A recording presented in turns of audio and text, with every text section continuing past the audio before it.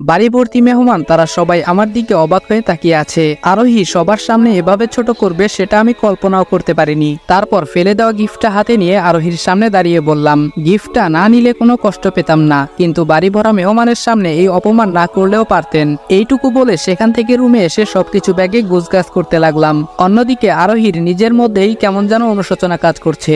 এতদিন রনিকে তাড়ানোর জন্য যাই করুক না কেন কখনো সবার সামনে অপমান অপদস্থ করেনি, কিন্তু আজ যেটা করলো সেটা মোটেও ঠিক করেনি। তাছাড়া বাড়ি ভরা মেহমান, তারা আমাকে কি ভাবছে? না, রনির সঙ্গে আমি মোটেও ঠিক করিনি। আরোহী আনমনে এসব ভেবে যাচ্ছে। তার ভাবনার ইতি টেনে মেঘলা আরোহীকে ঝাঁকিয়ে বলে উঠল, কিরে, কেক কাটছিস না কেন? আরোহী বলল, হ্যাঁ কাটছি। আরোহীর জন্মদিনের অনুষ্ঠান এভাবেই শেষ হয়ে গেল, কিন্তু রনিকে তার ত্রিসীমানায় দেখা গেল না। আরোহী ভাবছে আবার সে বেহায়াদের মতো ফিরে এসে জন্মদিনে অংশগ্রহণ করবে। আরোহীর সে ধারণা ভুল প্রমাণিত হলো। তাকে আর জন্মদিনের অনুষ্ঠানের ধারে কাছেও পাওয়া গেল না। এবার একটু বেশি আরোহীর অনুশোচনা হতে লাগলো। অনুষ্ঠান শেষে যে যার মতো চলে গেল। আরোহী রুমে এসে বিছানায় গা এলিয়ে দিতে সেই গিফট ফেলে দেওয়ার দৃশ্য বারবার চোখের সামনে ভেসে উঠছে। কিছুই ভালো লাগছে না, এসব ভেবে যাচ্ছে আরোহী। হঠাৎ দরজায় ঠকঠক আওয়াজ। দরজা খুলে লক্ষ্য করলো তার মা দাঁড়িয়ে আছে। তারপর আরোহী কিছুটা স্বাভাবিকভাবে বলে উঠল, মা, কিছু বলবা? আরোহীর মা বলল, ছেলেটার সঙ্গে তখন এই মিসবিহেভটা না করলেও পারতি। তাছাড়া আমি এটাও জানি কেন তুই কোনো ছেলেকে সহ্য করতে পারিস না। মারে, সব ছেলেরাই কিন্তু খারাপ হয় না, ভালো মন্দ মিলেই মানুষ। কিন্তু একজন তোর সঙ্গে ভালোবাসায় চিট করেছে দেখে সব ছেলেকে যে একই ভাববি সেটা কিন্তু ভুল। রনির কাছে গিয়ে সরি বলে নিস। এই কথাটা তখনই বলতাম, কিন্তু অনুষ্ঠান নষ্ট হবে দেখে তোকে কিছুই বলিনি। আরোহীর মা এই বলে তার রুমে চলে গেল।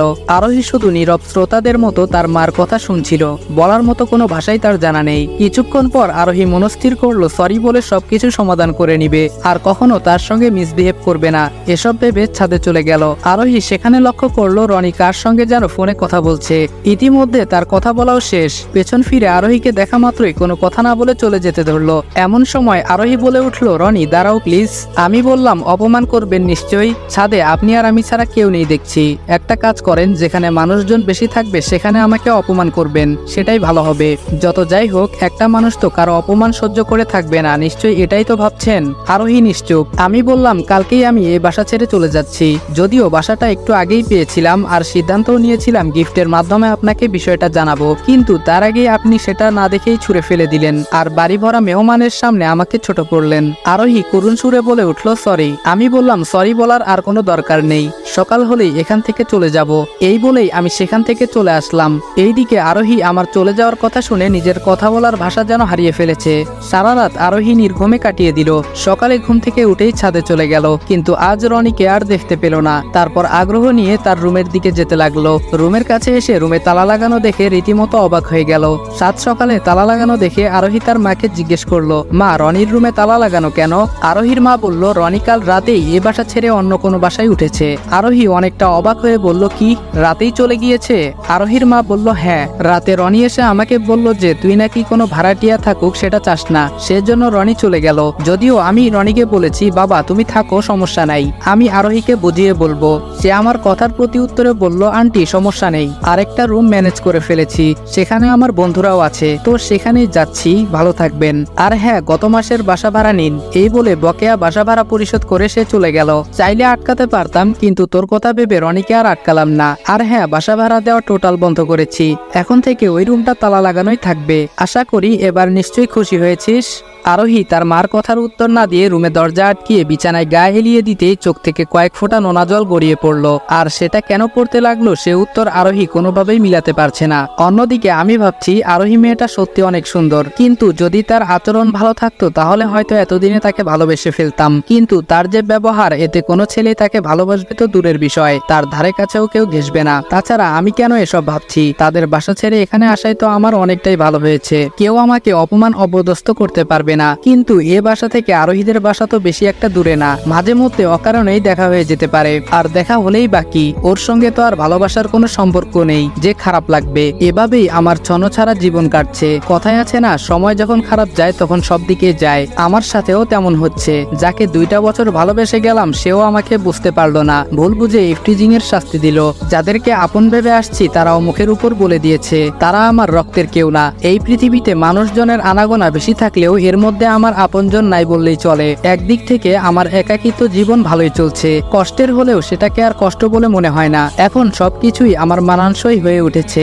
এখন আমার একটাই লক্ষ্য, পড়ালেখা শেষ করে ভবিষ্যতে ভালো কিছু করা। এমন চিন্তা ভাবনায় নিজেকে নিয়োজিত করে ফেলেছি। কলেজে অ্যাডমিশন নেওয়া হলেও তেমন একটা কলেজে যাওয়া হয়নি, তাই রেডি হয়ে কলেজে চলে আসলাম। ভর্তি হওয়ার 2 মাস পর আজ কলেজে আসলাম। চারদিকে অনেকের আনাগোনা দেখে ভালো লাগা কাজ করছে। তারপর প্রিন্সিপাল স্যারের সাথে দেখা করতে গিয়ে স্যারকে সালাম দিলাম এবং স্যার সালামের উত্তর নিয়ে বলে উঠল, কি ব্যাপার রনি, 2 মাস আগে অ্যাডমিশন নিলে অথচ 2 মাসের মধ্যে একদিনও কলেজে আসলা না, আজ কি ভেবে আসছো? আমি বললাম, স্যার আমি তো ভেবেছিলাম আপনি হয়তো আমাকে চিনবেনই না, এখন তো দেখছি আমার কথা ঠিকই আপনার মনে আছে। প্রিন্সিপাল স্যার বললেন, এত সহজেই যদি ছাত্রদের চেহারা ভুলে যায় তাহলে তো আমার প্রতিষ্ঠান অল্পতেই লাটে উঠবে। সুতরাং আমার স্মৃতিশক্তি এতটাও খারাপ না যে অল্পতেই ছাত্রদের কথা ভুলে যাব। তাছাড়া আমার স্মৃতিশক্তি এখনো অনেক ভালো আছে, যাকে একবার দেখি তাকে আর দ্বিতীয়বার চিনতে অসুবিধা হয় না। এখন থেকে তোমাকে কিন্তু ক্লাসে নিয়মিত আসতে হবে, তোমাদের ইন্টারমিডিয়েট পরীক্ষার বেশি একটা সময় নেই। আমি বললাম, জি স্যার অবশ্যই আসবো। কলেজে প্রথম দিন ক্লাসে বেশ কয়েকটা বন্ধু পেয়ে গেলাম।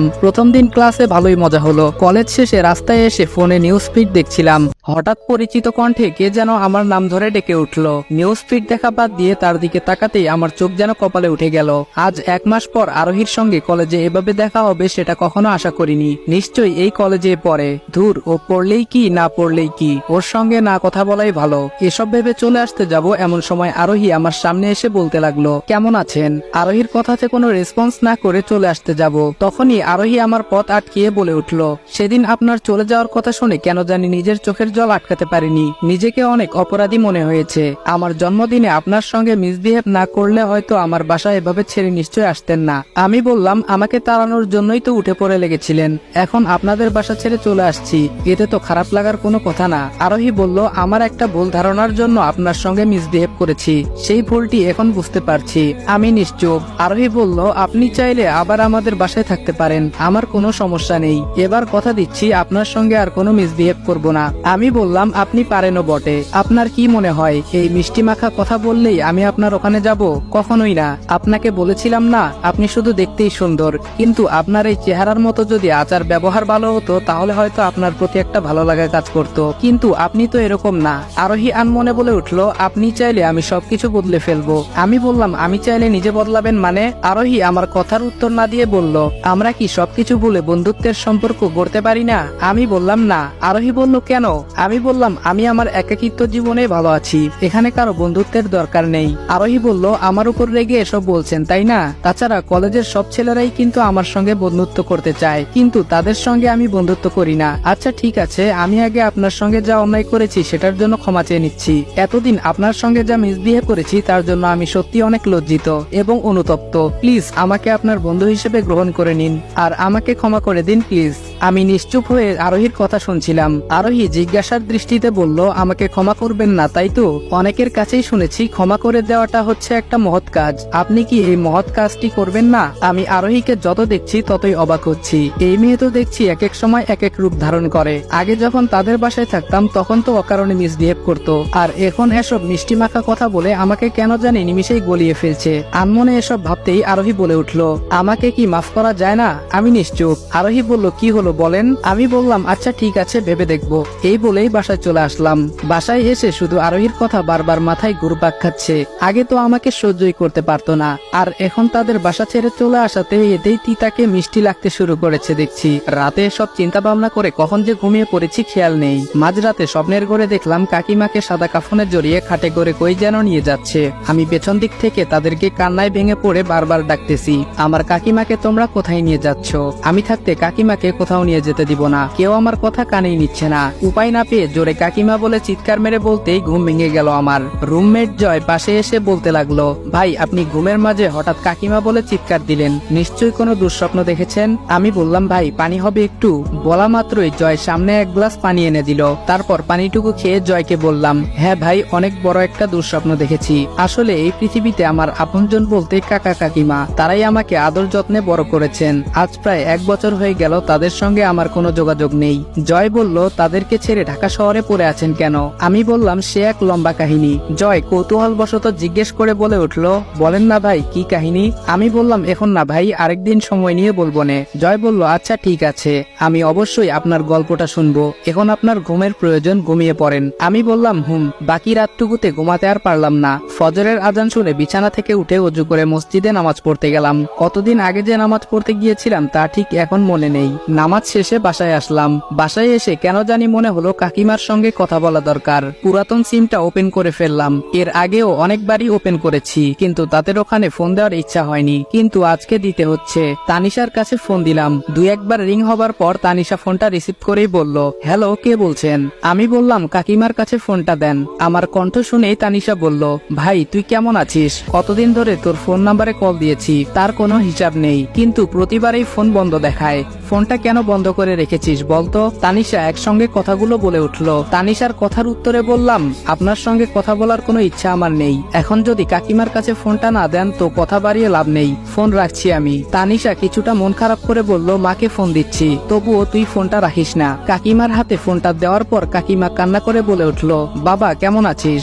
আমি বললাম, আলহামদুলিল্লাহ ভালো, তোমরা কেমন আছো? কাকিমা বলল, তুই কি আমাদের ভালো রেখেছিস? আমি চুপ করে থাকলাম। কাকিমা বলল, বাবা অনেকদিন তো বাইরে থাকলি, এবার অন্তত চলে আয়, তোকে ছাড়া বাড়িটা কেমন শূন্যতায় ভরে গেছে। আমি নিশ্চুপ। কাকিমা বললেন, তোকে খুঁজতে তোর কাকাই ঢাকা পর্যন্ত খুঁজে আসছে, কিন্তু তোর সন্ধানও পাইনি। কোথায় আছিস, কি করছিস, কিছুই জানতে পারিনি। বাবা আমাকে বল, তুই কোথায় আছিস?